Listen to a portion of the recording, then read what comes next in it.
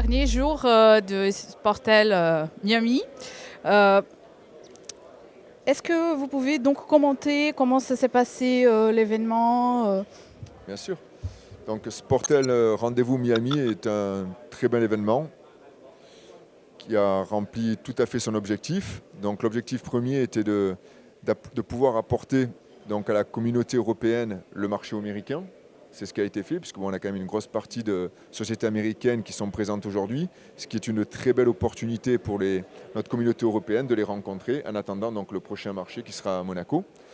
Nous avons atteint le chiffre de plus de 400 participants. Alors ce qui est important, c'est que nous avons plus de 25% de nouveaux participants. Donc 25% de nouveaux participants, cela implique obligatoirement des nouvelles opportunités de business pour tout le marché. C'est un peu un objectif que je donne régulièrement à mes équipes. Il faut impérativement pour chaque marché, qu'on le fasse à Bali, à Monaco, aux États-Unis, il est important de chaque année d'attirer de nouveaux contacts pour pouvoir continuer à développer ce business et ce marché. C'est vraiment la clé du succès d'un bel événement, c'est de provider des nouveaux contacts. Alors, et donc, quel a été les focus de Sportel Miami cette année spécifiquement? Donc, vous avez fait beaucoup de business. Ben, alors, toujours la même chose. Bon, Sportel est un marché, donc notre objectif premier est de garantir une qualité du business de très haut niveau. Donc là, c'est un petit marché. On le voit, je le répète, c'est 400, 450 participants. Par contre, bon, j'ai rencontré pas mal de nos participants, de conférenciers, et il est vrai que tous sont unanimes. La qualité du network, du business qui se fait sur Sportel est très haute. Et ça, c'est très intéressant. Et cette qualité de business, je le répète, mais c'est très important, est due à la qualité de la participation, puisque nous avons plus de 38% de C-Level qui participent à la manifestation.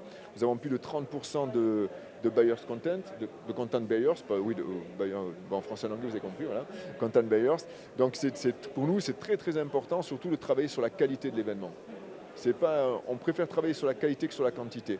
Après on a eu aussi une journée de conférence qui a été de très haut niveau, avec des thèmes, je pourrais dire, très intéressants. La salle a été tout au long de la journée complètement pleine, hein, donc c'est un succès aussi de ce côté-là. Donc nous allons continuer à travailler sur ce format-là, continuer à le développer, même s'il est vrai que le Sportel Monaco prend de plus en plus d'importance. Donc nous avons de plus en plus de clients qui investissent de l'argent dans Sportel Monaco, mais ils veulent, cela étant, continuer à venir soit en qualité de visiteurs, soit en qualité d'exposants sur les petits pods. C'est pour ça qu'on a changé le concept de la manifestation depuis 2 ans, pour permettre justement à tous les participants, à ces nouvelles sociétés, même start-up, de venir exposer sur Bali, de venir exposer sur Miami, mais également de pouvoir prendre part à la manifestation qui est notre main event à Monaco. Et en parlant un peu, je ne sais pas si vous pouvez commenter, si vous avez des plans d'expansion. Oui, écoutez, on travaille toujours on peut pas, dans le business de l'événementiel, on ne peut pas se contenter de travailler sur une année. Il faut qu'on soit visionnaire, c'est-à-dire qu'on doit impérativement voir, voilà, là on travaille déjà sur 2024. C'est qu'on est en discussion pour renouveler le marché de Bali. Voilà. On veut également revenir aux États-Unis. Alors est-ce que ça sera Amérique du Nord ou Amérique du Sud? On est en discussion. On n'a pas encore vraiment de plan bien établi. Mais notre objectif, c'est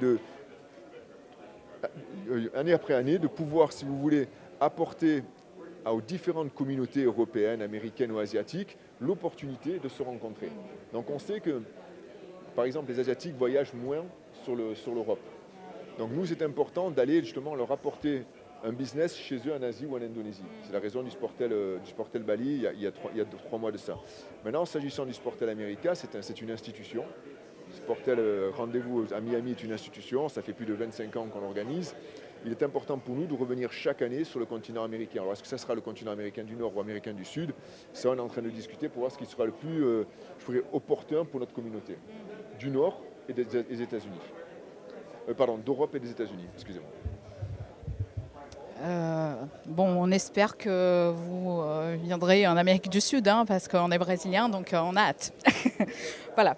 Et bon, la dernière question, on a hâte aussi de Sportel Monaco, que c'est le grand événement. Donc, qu'est-ce que vous avez préparé pour cette année? Là, Sportel Monaco, on pourrait dire que ça s'organise sous de très bonnes augures, puisque nous avons déjà plus de 80% du hall d'exposition qui est booké. Donc ça, c'est très bon signe. Avec de nouveaux industriels. Bon, il y a toujours les récurrents, mais il y a également de nouvelles sociétés qui exploseront. On attend, je suis intimement convaincu que nous allons atteindre plus de 2000 participants. Donc l'objectif est de retrouver les chiffres de 2019, même voire de les dépasser.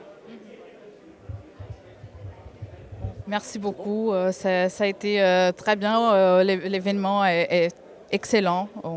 On a hâte de vous retrouver en Amérique du Sud peut-être. Merci moi aussi. À très bientôt.